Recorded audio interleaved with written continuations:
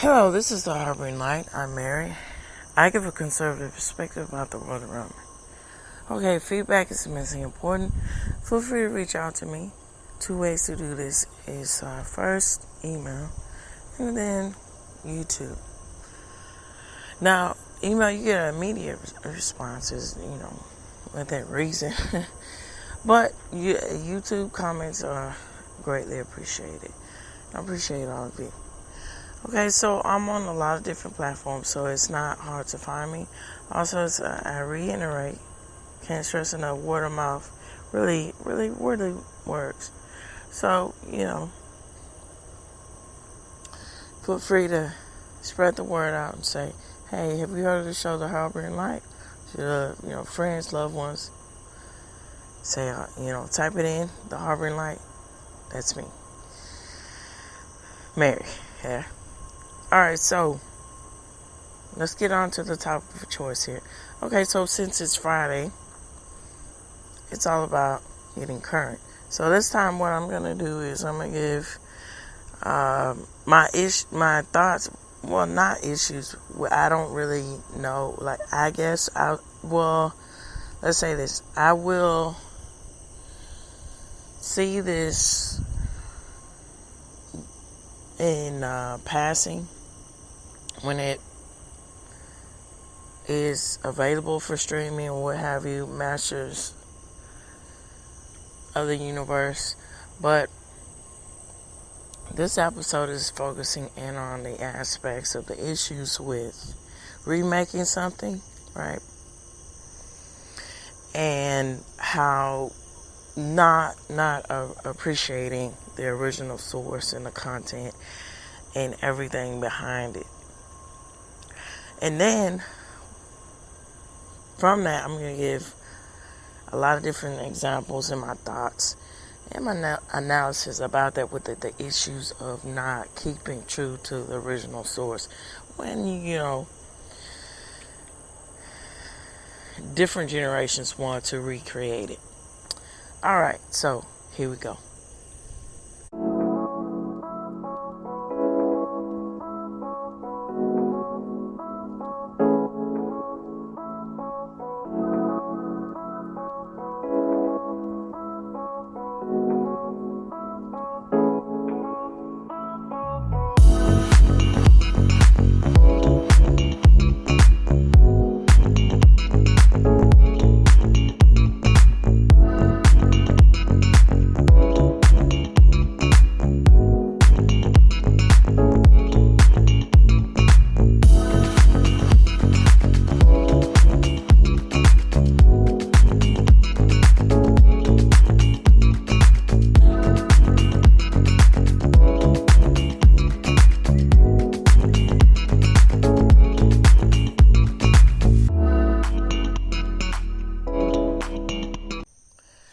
Okay, so with Masters of the Universe, right, that originally it was, hold on just a minute. Just a second. Alright, so, originally the content that we're talking about with is a 1980s cartoon, right? So when we are thinking about the concepts of things that were created from the 80s, the highest element to put into that factor is the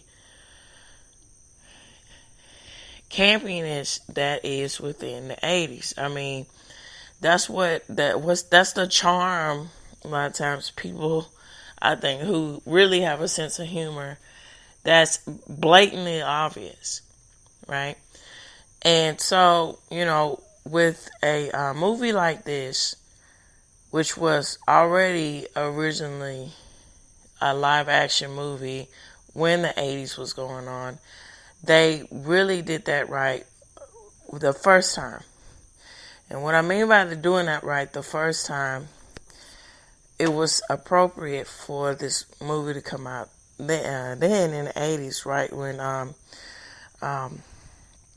Nah, I think I'm pronouncing his name right. Let me see. Let me look it up. The original cast here.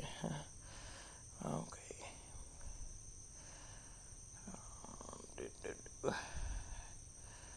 Masters of the Universe. Okay, Dolph Lundgren, right? He-Man. All the assorted cast, right? Okay, so they got Skeletor. With all that stuff going on.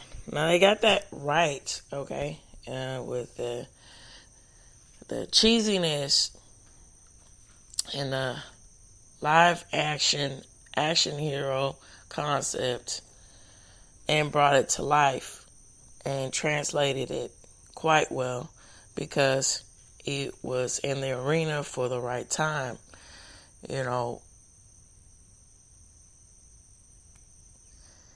In the 80s,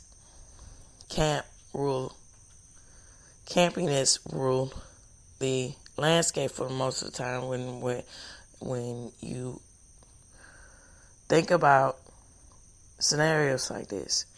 Now, when Miami Vice, and I'm just hoping, with this remake that is out now, Masters of the Universe's film, that they appreciate and have a lot of value with that, because that's for forefront here. What should be understood that if you're gonna do something, do it right. But here's the thing: most of the things why they bomb so much is when things are recreated from original source or another generation trying to emulate what was done. They don't appreciate the time period of why it was done and the way it was done and the way it was executed. They don't try to, stay within the element, but at the same time, go extend a little beyond it. But the problem is why it comes off as strange when they say, "Oh, we want to put a different modern lens on it."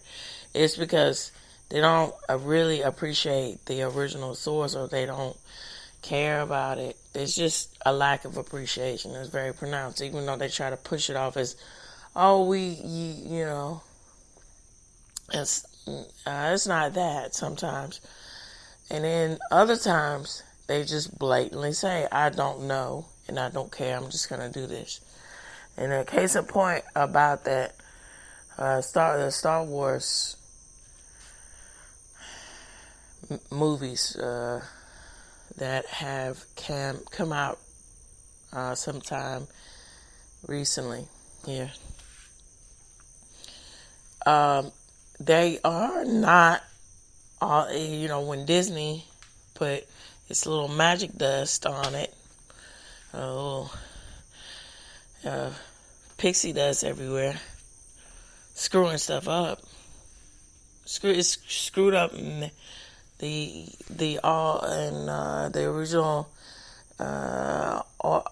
arc for everything, all the hard work and the dedication to tell this story the way it was written.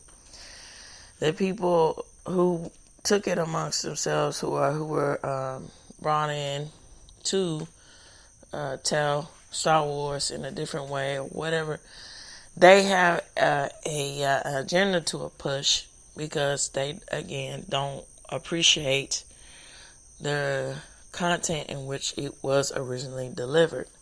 They just want to take the easy way out and say, we don't really want to come up with anything new.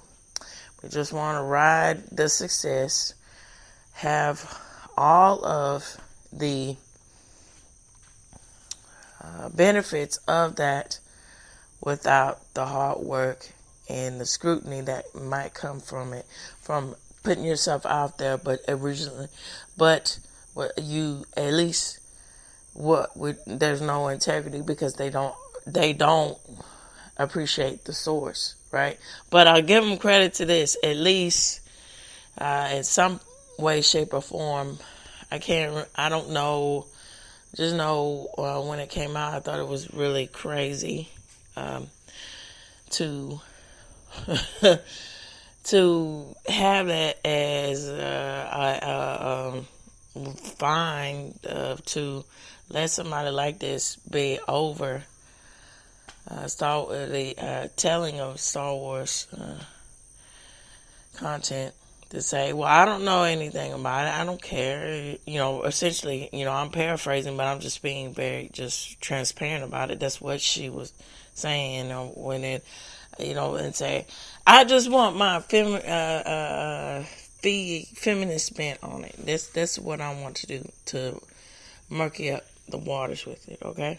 So that's what that was. That's why these recent films, series, and so forth, when Disney took it over, is so bad. They don't care for the original source. It doesn't matter to them. They just want something that everybody knows is well renowned.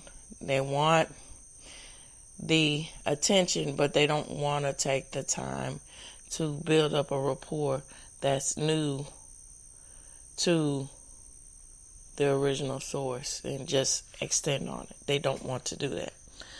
So I'm just hoping that, wishful thinking, that they do that right here with this movie coming up.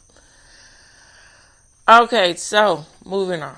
Now getting back to the 1980s. Me personally, I was born towards the end part of the 80s.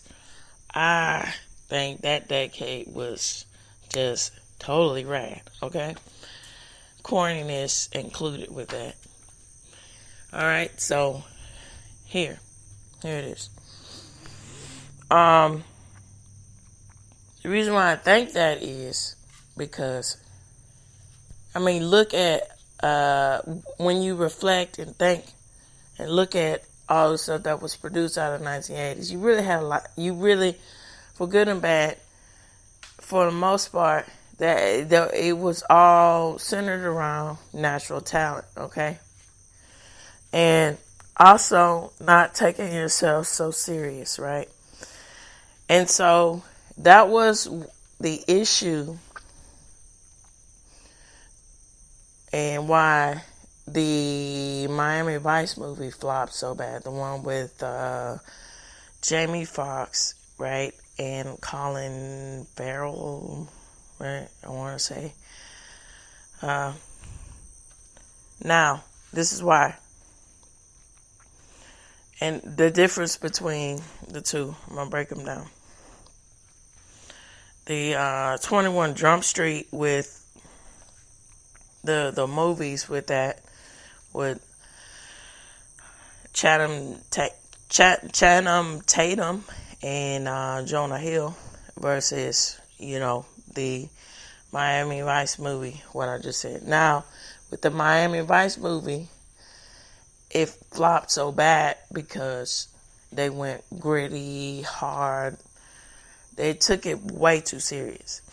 When they had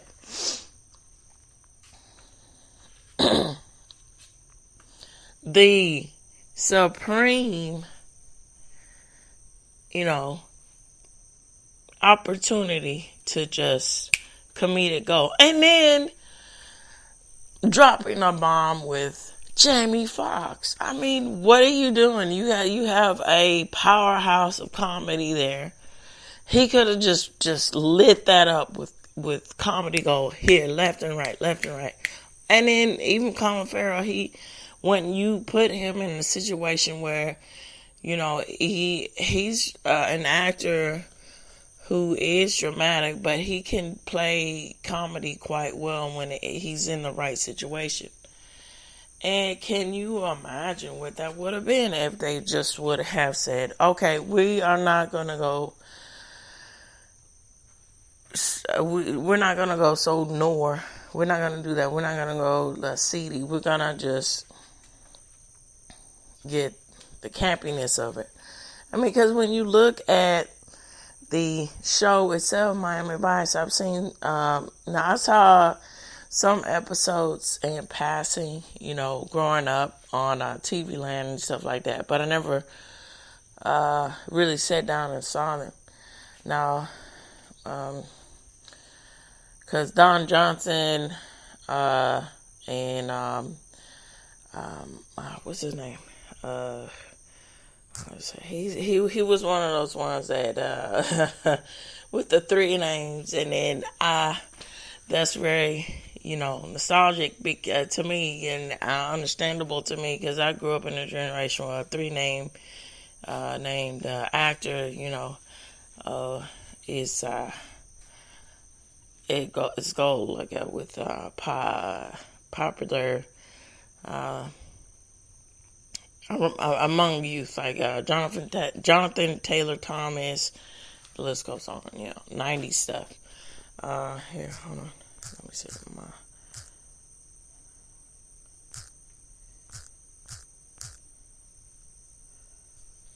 what's it?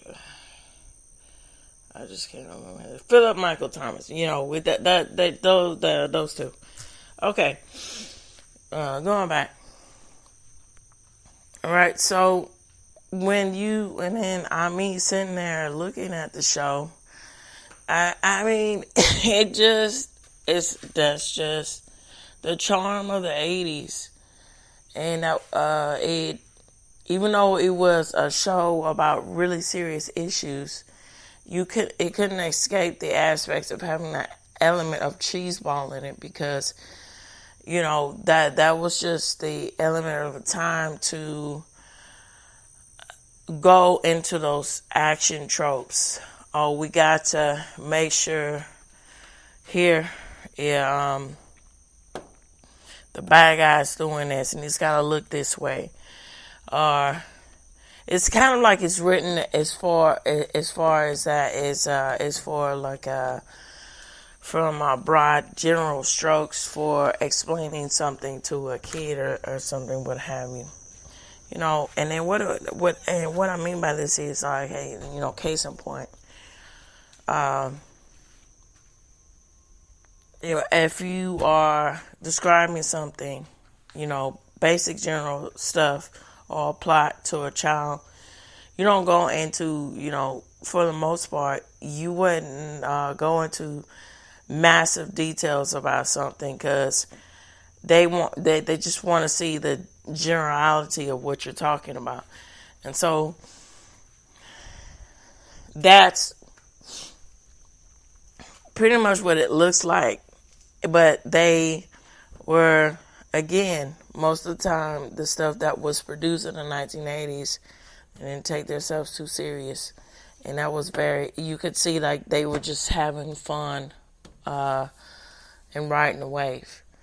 And then it makes a lot of sense too, because at that time, if I'm not mistaken, especially when we get into talking about television, they had to kind of say, okay, we're going to come up with this concept, but we're going to present it in a way that's not massively detailed oriented, to where it's hard to churn out a bunch of shows, episodes, one after the other, because the golden ticket at the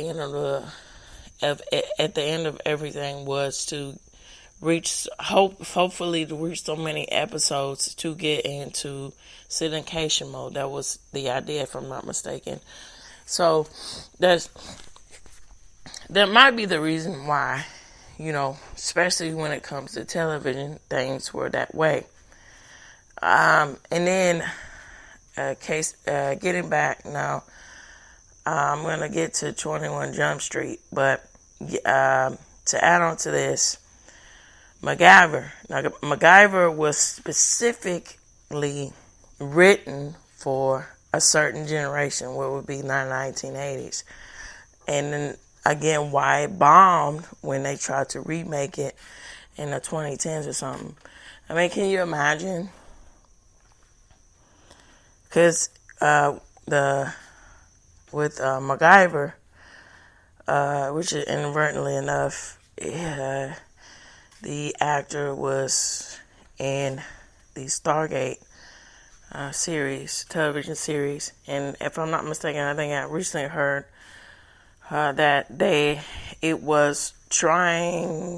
trying to make a series, remake a series of Stargate, but it got the production was not greenlit because the creator of the creator who originally came up with the vision, the source. Well, that's the creator here.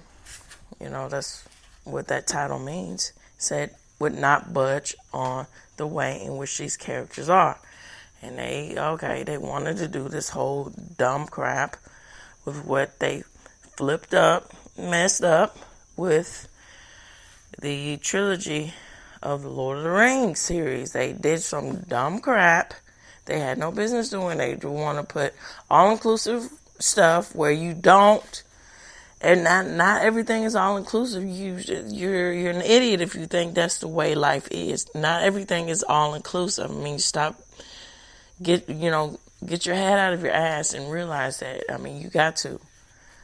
And that's why that show bombed so bad. It's because they were trying to push agendas that just shouldn't be there. You just tell the story and appreciate the source. And that's good that it didn't get greenlit, because it would have been another example of, wasted energy. Really, that's what that is. All right, so I'll get it back to MacGyver. I mean that it worked so well in the 1980s because it was all about the concept of this guy having the wits and the intelligence to get himself out of situations with simple objects that you wouldn't think you could use as a tool, as a source to help someone or as a weapon. Case in point, and then that's why they use that trope a lot, as I'm gonna MacGyver it, and with the MacGruber now, and that's why that sketch was fine on SNL, but when they made it into a movie, not so much, because it's hard to make that specific sketch into a movie, because it's hard to translate that into something someone wants to watch, or for an extended amount of time, when it comes to that, because it's only so much content that you can get out to where, you're not dragging it on and it looks pointless. So getting back, hey, I'm going to MacGyver it with, I don't know, something as simple as a paperclip and doing all these things, and then, hey, you got a tool to help ignite something or make a bomb or something, which comes with real elements of science, how things work and all this kind of stuff. Not only works in the 1980s because, advanced technology was there, but not to the extent of the 2010s, when they tried to come up with when I released MacGyver. It didn't make any sense. Just like when they came out with Home Alone and back in 2023 or 2024. It doesn't make any flipping sense. Because why in the hell the kid would have been found in 5 minutes if we're gonna, boil everything down, or probably less than that with the technology that is out. Even 2023 wasn't too long ago. I mean, smartphones, everything else, tracking, all kinds of stuff. He would have been found easily. And this whole thing, it only worked, Home Alone only worked in the 1990s for a reason. Technology wasn't quite there yet, so it made sense. And so, that's where, with Miami Vice, the movie, versus 21 Jump Street, that's where they fell with, got lost in translation. Because the writers, producers, directors, whatever, they said, okay, look, let's look at the source material of 21 Jump Street, the series. Now, the series was, oh my God, at its finest. It was just, wow. Camp. Okay? And even Johnny Depp did one of these things where he said himself, Johnny Depp has his issues, but you have to give the man credit for his craft. He's a fine actor, right? And it's unfortunate with the whole thing with the trial and all of that, and everything, because that is a really good example. Just because you're good looking and charming, it still doesn't erase the fact of you being accessible to scrutiny like that. But you're still not good enough when you hitch yourself to the wrong person. Alright, so getting back to the point here. Now, he said himself he did not want to be casted. He didn't want to be a part of it anymore because it just wasn't his cup of tea. He just did not like what they were going, how they were running the show. It was just, even, can you imagine like that something being way too camp, even for the people being an actor at the time where that's what it is, saying, excuse me, I'll be right back.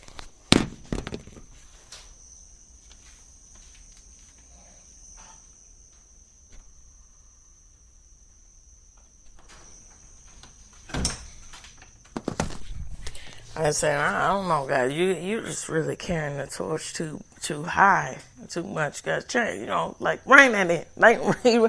He's like, how you got rain? This is you got rain this crap in. This is way too much. Nah, and then it was over the top because the concept is ludicrous too, where they were going on this whole idea of, what do you do when, how to make the issues of teen issues and then the issue of law enforcement relatable to teens, to where it just, I don't know, it was bad. I can say that it was bad in the way that it executed it a lot of times in the original series. Now, they understood that in the movies. And so that's why they made it into a comedy. Because that's why that show, for what it is, for good or bad, it has, it's like a cult following, as they say. Because they took themselves, they were able to blend that well to where it wasn't obnoxious enough to where, they weren't, where it was always, they weren't self-aware. When people are not self-aware enough to know that, maybe how I am, what I'm doing isn't quite working. So, which was why the 21 Jump Street and all those I think they made 2, I don't know, I'm not sure, of movies. Let me look, hold Uh,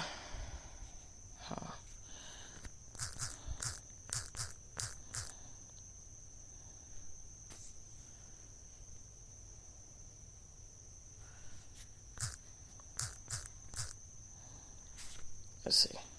They made, actually, yeah, it was two films, 21 Jump Street and 22 Jump Street, right?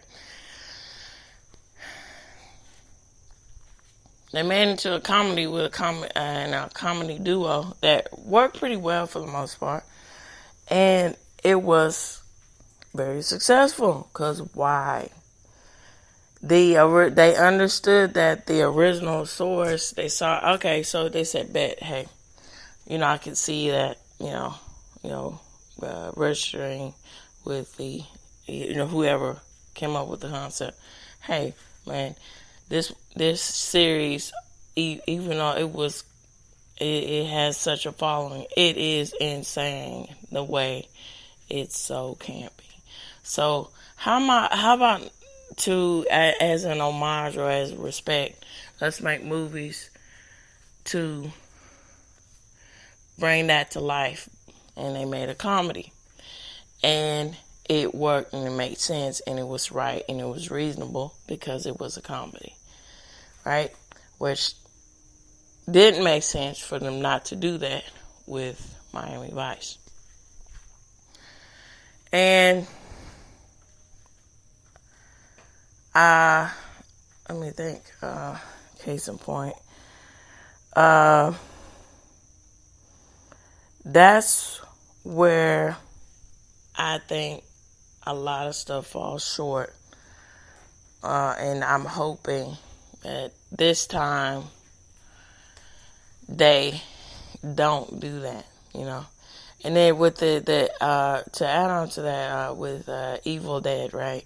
Now, Evil Dead had a cult following like you would not believe, because it was a B movie, and especially with Bruce Campbell. Bruce Campbell was the king of B movies, and he brought it to where he had a lot of respect for the specific genre of B movies, and he when he was asked, he wanted to do it because he knew where the elements in it, where it could go. Now, when they decided to make it, now I think it's going to come out again, if I'm not mistaken, in July. And I don't know, don't make that serious. It's not supposed to be serious. When when they remade it in the 2010s or so, they made it serious, and it was weird because it's not that. I mean, most stuff, and that's the charm too with a lot of B horror films or science films or some stuff like that. The campiness is what puts butts in the seats, puts people wanting to watch, because it's that. And they just did not understand, and it just was awkward to, for a lesser extent. The remake in the 2010s with the Evil Dead that's not something you make serious. And so, again, I'm just hoping they get these things right, and then just at the end of the day, understand and appreciate the source material. Well, that's all I got for this week. I would like to greatly know what you all think. Feel free to keep this conversation going, and give me your thoughts about the aspects of what you think on Masters of the Universe, 80s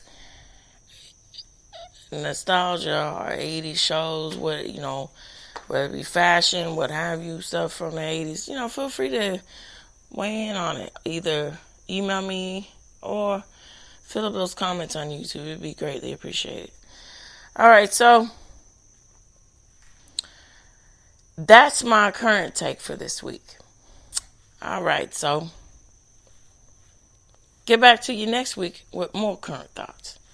All right, so this reaches the end of the Harboring Light. Tune in, turn up, and absolutely take care. Bye-bye for now.